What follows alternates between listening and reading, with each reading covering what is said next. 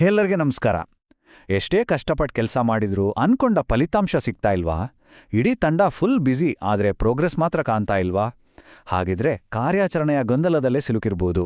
ಬನ್ನಿ, ಈ ಗೊಂದಲದಿಂದ ಹೊರಬಂದು ಎಲ್ಲವನ್ನೂ ಒಂದು ನಿಯಂತ್ರಣಕ್ಕೆ ತರೋಕೆ ಒಂದು ನೀಲಿನಕ್ಷೆನ ಹೇಗೆ ಮಾಡೋದು ಅಂತ ಒಟ್ಟಿಗೆ ನೋಡೋಣ. ಒಂದು ಕ್ಷಣ ಯೋಚನೆ ಮಾಡಿ. ನಮ್ಮ ತಂಡ ನಿಜವಾಗ್ಲೂ ಹಾರ್ಡ್ ವರ್ಕ್ ಮಾಡ್ತಿದ್ಯಾ ಅಥವಾ ಸುಮ್ಮನೆ ಅವ್ಯವಸ್ಥೆಯಿಂದ ಬ್ಯುಸಿಯಾಗಿ ಕಾಣಿಸ್ಕೊಳ್ತಾ ಇದೆಯಾ? ತುಂಬಾ ಎಫರ್ಟ್ ಹಾಕ್ತಿದ್ರು ಫಲಿತಾಂಶಗಳು ಮಾತ್ರ ಸ್ಥಿರವಾಗಿ ಬರ್ತಾ ಇಲ್ಲ ಅಂದ್ರೆ ಅದಕ್ಕೊಂದು ಕಾರಣ ಇರಲೇಬೇಕು. ಆ ಕಾರಣ ಏನು ಮತ್ತೆ ಅದಕ್ಕೆ ಪರಿಹಾರ ಏನು ಅಂತ ಇವತ್ತು ತಿಳಿದುಕೊಳ್ಳೋಣ. ಸರಿ, ಹಾಗಾದ್ರೆ ಇವತ್ತು ನಾವು ಏನೆಲ್ಲ ನೋಡ್ತೀವಿ ಅಂದ್ರೆ, ಮೊದಲಿಗೆ ಈ ಗೊಂದಲದಿಂದಾಗೋ ಸಮಸ್ಯೆ ಏನು ಅಂತ ಅರ್ಥ ಮಾಡ್ಕೊಳ್ಳೋಣ. ಆಮೇಲೆ ನಾವು ಕೇಳಬೇಕಾದ ಸರಿಯಾದ ಪ್ರಶ್ನೆ ಯಾವುದು ಅಂತ ನೋಡೋಣ. ಅದಾದ ನಂತರ ಒಂದು ನೀಲಿನಕ್ಷೆ ರೆಡಿ ಮಾಡಿ ಅದನ್ನ ಹೇಗೆ ಕಾರ್ಯರೂಪಕ್ಕೆ ತರೋದು ಮತ್ತೆ ಅದರಿಂದ ಸಿಗೋ ಲಾಭಗಳೇನು ಅಂತ ಕೊನೆಗೆ ನೋಡೋಣ. ಸರಿ, ಮೊದಲನೇ ಭಾಗಕ್ಕೆ ಬರೋಣ. ಅದೇ ಅವ್ಯವಸ್ಥೆಯ ಸಮಸ್ಯೆ. ಅಂದ್ರೆ ಒಂದು ಸ್ಟ್ಯಾಂಡರ್ಡ್ ಇಲ್ಲದೇ ಇದ್ರೆ ಆಗೋ ತೊಂದರೆಗಳು. ಇದು ನಮ್ಮ ಇಡೀ ಪ್ರಕ್ರಿಯೆಯಲ್ಲೇ ಒಂದು ವಿಲನ್ ಥರ ಕೆಲಸ ಮಾಡುತ್ತೆ. ಅದರಿಂದ ಆಗೋ ಕಾಣದ ನಷ್ಟಗಳು ಯಾವುವು ಅಂತ ನೋಡೋಣ. ಹಾಗಿದ್ರೆ ಒಂದು ಸ್ಟ್ಯಾಂಡರ್ಡ್ ಪ್ರೊಸೆಸ್ ಇಲ್ಲ ಅಂದ್ರೆ ಏನೆಲ್ಲ ಸಮಸ್ಯೆ ಆಗುತ್ತೆ ನೋಡಿ. ಮೊದಲನೇದಾಗಿ, ಗುಣಮಟ್ಟ ಒಂದೇ ರೀತಿ ಇರಲ್ಲ. ಒಮ್ಮೆ ಚೆನ್ನಾಗಿರುತ್ತೆ, ಇನ್ನೊಮ್ಮೆ ಸರಿ ಇರಲ್ಲ. ಆಮೇಲೆ ಒಬ್ರು ಮಾಡಿದ ಕೆಲಸವನ್ನೇ ಇನ್ನೊಬ್ರು ಮಾಡೋದು, ಅಂದ್ರೆ ನಕಲು ಪ್ರಯತ್ನ. ಇದರಿಂದ ನಮ್ಮ ವ್ಯವಹಾರವನ್ನು ಇನ್ನೊಂದು ಹಂತಕ್ಕೆ ತಗೊಂಡು ಹೋಗೋದು ಕಷ್ಟ ಆಗುತ್ತೆ. ಇವೆಲ್ಲದರ ಪರಿಣಾಮ ತಂಡದಲ್ಲಿ ಒಂದು ರೀತಿ ಹತಾಶ ಶುರುವಾಗುತ್ತೆ. ಆಮೇಲೆ ಹೇಳಿದ ಟೈಮ್ಗೆ ಕೆಲಸ ಮುಗಿಯೋದೇ ಇಲ್ಲ. ಇವೆಲ್ಲವೂ ಪ್ರಮಾಣೀಕರಣದ ಕೊರತೆಯಿಂದ ಆಗೋ ಸಮಸ್ಯೆಗಳು. ಇದರಲ್ಲಿ ಯಾವುದಾದ್ರೂ ಪರಿಚಿತ ಅಂತ ಅನ್ಸ್ತಿದ್ಯಾ? ಓಕೆ, ಈಗ ಎರಡನೇ ಭಾಗಕ್ಕೆ ಹೋಗೋಣ. ಇಲ್ಲಿ ನಾವು ಸರಿಯಾದ ಪ್ರಶ್ನೆನ ಕೇಳೋದ್ರ ಬಗ್ಗೆ ಮಾತಾಡ್ತೀವಿ. ಇದು ತುಂಬ ಇಂಪಾರ್ಟೆಂಟ್. ಸಮಸ್ಯೆ ಬಂದಾಗ ಅದಕ್ಕೆ ಪ್ರತಿಕ್ರಿಯೆ ನೀಡೋದನ್ನ ಬಿಟ್ಟು ಅದನ್ನ ಕಾರ್ಯತಂತ್ರದ ದೃಷ್ಟಿಯಿಂದ ನೋಡೋಕ್ಕೆ ಶುರು ಮಾಡೋಣ. ಯಾವುದೇ ದೊಡ್ಡ ಬದಲಾವಣೆ ಶುರುವಾಗೋದು ಒಂದೇ ಒಂದು ಸರಿಯಾದ ಪ್ರಶ್ನೆಯಿಂದ. ಆ ಪ್ರಶ್ನೆ ಏನು ಗೊತ್ತಾ? ನಮ್ಮಲ್ಲಿರೋ ಯಾವೆಲ್ಲ ಕಾರ್ಯಾಚರಣೆಯ ಪ್ರಕ್ರಿಯೆಗಳನ್ನ ಪ್ರಮಾಣೀಕರಿಸಿದರೆ ನಮ್ಮ ಕಾರ್ಯಕ್ಷಮತೆ ಮತ್ತು ವಿಸ್ತರಣೆಯ ಮೇಲೆ ಅತಿ ಹೆಚ್ಚು ಪರಿಣಾಮ ಬೀರ್ಬೋದು ಅಂತ. ನೋಡಿ, ಈ ಒಂದೇ ಪ್ರಶ್ನೆ ಇದು ನಮ್ಮೆಲ್ಲ ಸಮಸ್ಯೆಗಳಿಗೆ ಪರಿಹಾರದ ಬಾಗಲು ತೆಗೆಯೋ ಕೀಲಿಕೈ ಇದ್ದಾಗೆ. ಸರಿ, ಪ್ರಶ್ನೆ ಕೇಳಿದಾಯ್ತು. ಈಗ ಮೂರನೇ ಭಾಗಕ್ಕೆ ಬರೋಣ.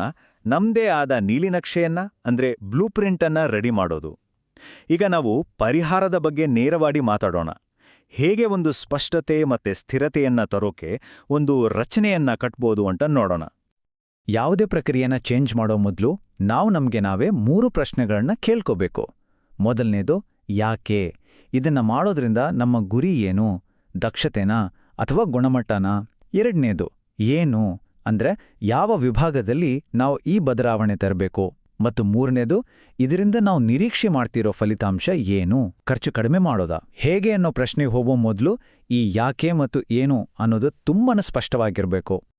ಈ ಟೇಬಲ್ನ ಒಮ್ಮೆ ನೋಡಿ. ಇದು ತುಂಬಾ ಸಿಂಪಲ್ ಆದ್ರೆ ಪವರ್ಫುಲ್ ಟೂಲ್.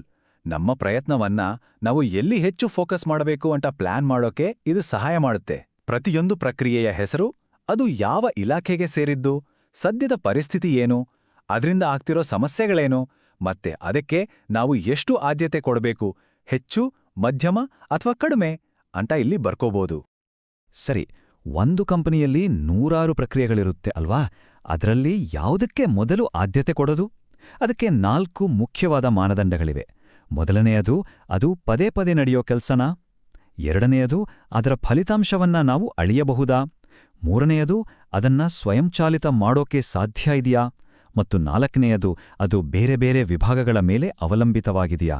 ಈ 4 ಪಾಯಿಂಟ್ಗಳು ನಮಗೆ ಸರಿಯಾದ ಪ್ರಕ್ರಿಯೆಯನ್ನ ಆಯ್ಕೆ ಮಾಡೋಕೆ ಸಹಾಯ ಮಾಡುತ್ತೆ. ಸರಿ, ಇದೆಲ್ಲ ಮಾಡಿದ್ಮೇಲೆ ನಮ್ಮ ಕೊನೆಯ ಗುರಿ ಏನು? ಅದುವೇ SOP ಅಂದ್ರೆ ಪ್ರಮಾಣಿತ ಕಾರ್ಯಾಚರಣಾ ವಿಧಾನ.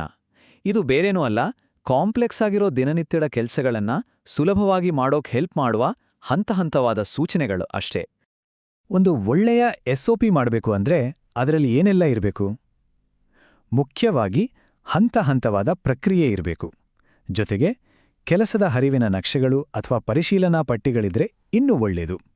ಮತ್ತೆ ಆ ಕೆಲಸಕ್ಕೆ ಯಾವೆಲ್ಲ ಟೂಲ್ಸ್ ಅಥವಾ ಸಾಫ್ಟ್ವೇರ್ ಬೇಕು ಅನ್ನೋದನ್ನು ಕೂಡ ಸ್ಪಷ್ಟವಾಗಿ ಉಲ್ಲೇಖಿಸಬೇಕು. ಇದು ಎಲ್ಲರಿಗೂ ಒಂದು ಸ್ಪಷ್ಟತೆ ಕೊಡುತ್ತೆ. ಸರಿ, ಪ್ಲಾನಿಂಗ್ ಎಲ್ಲ ಆಯ್ತು. ಈಗ 4ನೇ ಭಾಗಕ್ಕೆ ಹೋಗೋಣ. ನಾವು ಮಾಡಿದ ಪ್ಲಾನ್ ಅನ್ನ ಕಾರ್ಯರೂಪಕ್ಕೆ ತರೋ ಸಮಯ. ಅಂದ್ರೆ ನೀಲಿನಕ್ಷೆಯನ್ನ ನಿಜವಾಗಿಸೋದು. ಈ ಪ್ಲಾನ್ ಅನ್ನ ಯಶಸ್ವಿಯಾಗಿ ಕಾರ್ಯಗತಗೊಳಿಸೋಕೆ 4 ಸಿಂಪಲ್ ಸ್ಟೆಪ್ಸ್ ಇದೆ. ಒಂದು, ಪ್ರತಿಯೊಂದು ಪ್ರಕ್ರಿಯೆಗೂ ಒಬ್ಬ ಜವಾಬ್ದಾರಿಯುತ ಮಾಲೀಕರನ್ನ ನೇಮಿಸಬೇಕು. 2, ಆ ಕೆಲಸಕ್ಕೆ ಬೇಕಾದ ಕೌಶಲ್ಯ ಇರೋ ಒಂದು ತಂಡವನ್ನ ರೆಡಿ ಮಾಡಬೇಕು. 3, ಒಂದು ವಾಸ್ತವಿಕ ಕಾಲಮಿತಿಯನ್ನ ಸೆಟ್ ಮಾಡಬೇಕು. ಮತ್ತು ಕೊನೆಯದಾಗಿ 4ನೇದು, ಈ ಕೆಲಸಕ್ಕೆ ಬೇಕಾದ ಎಲ್ಲ ಸಂಪನ್ಮೂಲಗಳು ಅಂದ್ರೆ ಜನ, ಉಪಕರಣಗಳು, ಬಜೆಟ್ ಎಲ್ಲವನ್ನೂ ಒದಗಿಸಬೇಕು. ಇಲ್ಲಿ ಒಂದು ತುಂಬ ಮುಖ್ಯವಾದ ವಿಷಯವನ್ನ ನೆನ್ಪಿಟ್ಕೊಳ್ಬೇಕು. ಪ್ರಮಾಣೀಕರಣ ಅನ್ನೋದು ಒಮ್ಮೆ ಮಾಡಿ ಬಿಡೋ ಕೆಲಸ ಅಲ್ಲ. ಇದೊಂದು ನಿರಂತರ ಪ್ರಕ್ರಿಯೆ. ನಾವು ಮಾಡಿದ್ದು ಸಕ್ಸಸ್ ಆಗ್ತಿದೆಯಾ ಇಲ್ವಾ ಅಂತ ನೋಡಕ್ಕೆ ನಾವು ಕೆಲವು KPIಗಳನ್ನ ಅಂದ್ರೆ ಪ್ರಮುಖ ಕಾರ್ಯಕ್ಷಮತೆ ಸೂಚಕಗಳನ್ನ ಸೆಟ್ ಮಾಡಬೇಕು. ರೆಗ್ಯುಲರ್ ಆಗಿ ಪರಿಶೀಲನಾ ಸಭೆಗಳನ್ನ ಮಾಡಬೇಕು ಮತ್ತೆ ನಿರಂತರವಾಗಿ ಇಂಪ್ರೂವ್ ಮಾಡ್ತಾ ಇರೋಕ್ಕೆ ಒಂದು ಪ್ರತಿಕ್ರಿಯೆ ವ್ಯವಸ್ಥೆಯನ್ನ ಕೂಡ ರೆಡಿ ಮಾಡಬೇಕು. ಹೌದು, ಯಾವುದೇ ಒಂದು ಹೊಸ ಪ್ಲಾನ್ ಜಾರಿ ಮಾಡುವಾಗ ಸವಾಲುಗಳು ಅನ್ನೋದು ಇದ್ದೇ ಇರುತ್ತೆ ಅಲ್ವಾ? ಅದಕ್ಕೆ ಏನೆಲ್ಲ ಅಪಾಯ ಬರಬಹುದು ಅಂತ ಮೊದಲೇ ಯೋಚನೆ ಮಾಡಿ ಅದನ್ನ ಹೇಗೆ ನಿಭಾಯಿಸೋದು ಅನ್ನೋ ಒಂದು ಪ್ಲಾನನ್ನ ಕೂಡ ರೆಡಿ ಇಟ್ಕೊಂಡ್ರೆ ತುಂಬಾ ಒಳ್ಳೆಯದು. ಸರಿ, ಈಗ ನಮ್ಮ ಚರ್ಚೆಯ ಕೊನೆಯ ಭಾಗಕ್ಕೆ ಬಂದಿದ್ವಿ. ಅದೇ ನಾವು ಪಟ್ಟ ಶ್ರಮಕ್ಕೆ ಸಿಗೋ ದೊಡ್ಡ ಪ್ರತಿಫಲವನ್ನ ಅಳೆಯೋದು. ಪ್ರಮಾಣೀಕರಣದಿಂದ ಸಿಗೋ ಸಕಾರಾತ್ಮಕ ಫಲಿತಾಂಶಗಳೇನು ಅಂತ ನೋಡೋಣ ಬನ್ನಿ. ಮೊದಲನೇ ಮತ್ತು ಎಲ್ರಿಗೂ ಕಾಣಿಸೋ ಫಲಿತಾಂಶ ಅಂದ್ರೆ ದಕ್ಷತೆ ಹೆಚ್ಚಾಗೋದು. ಪ್ರಕ್ರಿಯೆಗಳು ಸ್ಪಷ್ಟವಾಗಿದ್ದಾಗ ಗೊಂದಲ ಕಡಿಮೆ ಆಗುತ್ತೆ, ತಪ್ಪುಗಳು ಕಡಿಮೆ ಆಗುತ್ತೆ. ಆಗೇನಾಗುತ್ತೆ, ತಂಡಗಳು ಕಡಿಮೆ ಟೈಮ್ನಲ್ಲಿ ಜಾಸ್ತಿ ಕೆಲಸ, ಅದು ಗುಣಮಟ್ಟದ್ದಾಗಿ ಮಾಡಕ್ ಶುರು ಮಾಡ್ತಾರೆ. ಇದು ನೇರವಾಗಿ ಉತ್ಪಾದಕತೆಯನ್ನು ಹೆಚ್ಚಿಸುತ್ತೆ.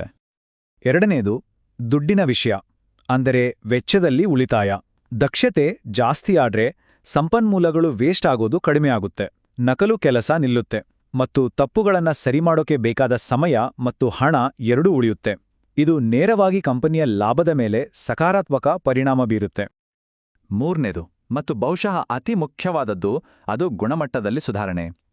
ಪ್ರಮಾಣಿತ ಪ್ರಕ್ರಿಯೆಗಳಿದ್ದಾಗ ಪ್ರತಿ ಬಾರಿಯೂ ಒಂದೇ ರೀತಿ ಉತ್ತಮ ಗುಣಮಟ್ಟದ ಫಲಿತಾಂಶ ಬರುತ್ತೆ. ಇದು ಗ್ರಾಹಕರ ತೃಪ್ತಿಯನ್ನ ಹೆಚ್ಚಿಸುತ್ತೆ, ಜೊತೆಗೆ ನಮ್ಮ ಬ್ರ್ಯಾಂಡ್ನ ಮೇಲಿನ ನಂಬಿಕೆಯನ್ನು ಕೂಡ ಜಾಸ್ತಿ ಮಾಡುತ್ತೆ. ಹಾಗಾದ್ರೆ ಇಡೀ ಚರ್ಚೆಯಿಂದ ನಾವು ಕಲಿಬೇಕಾದ ಮುಖ್ಯವಾದ ಪಾಠ ಏನು? ಪ್ರಮಾಣೀಕರಣ ಅನ್ನೋದು ಕೇವಲ ನಿಯಮಗಳು ಇರೋ ಒಂದು ಪುಸ್ತಕ ಅಲ್ಲ, ಅದು ಒಂದು ಕಂಪನಿಯ ಬೆಳವಣಿಗೆಗೆ ಬೇಕಾದ ಒಂದು ಕಾರ್ಯತಂತ್ರದ ಸಾಧನ. ಕೊನೆಯದಾಗಿ ನಾವು ಎಲ್ಲಿಂದ ಶುರು ಮಾಡ್ದೋ ಅದೇ ಮುಖ್ಯವಾದ ಪ್ರಶ್ನೆಗೆ ವಾಪಸ್ ಬರೋಣ. ಯಾವ ಕಾರ್ಯಾಚರಣೆಯ ಪ್ರಕ್ರಿಯೆಗಳನ್ನ ಪ್ರಮಾಣೀಕರಿಸಿದ್ರೆ ನಮ್ಮ ಕಾರ್ಯಕ್ಷಮತೆ ಮತ್ತು ವಿಸ್ತರಣೆಯ ಮೇಲೆ ಅತಿ ಹೆಚ್ಚು ಪರಿಣಾಮ ಬೀಯಬಹುದು? ಈ ಪ್ರಶ್ನೆಯನ್ನ ತಮ್ಮ ಕೆಲಸದ ಜಾಗದಲ್ಲೇ ಅನ್ವಯಿಸಿ ನೋಡಿದ್ರೆ ಖಂಡಿತವಾಗಿಯೂ ಉತ್ತರ ಸಿಗುತ್ತೆ. ಆ ಉತ್ತರವೇ ನಮ್ಮ ಸಂಸ್ಥೆಯ ಮುಂದಿನ ದಾರಿಯನ್ನು ನಿರ್ಧರಿಸಬಹುದು.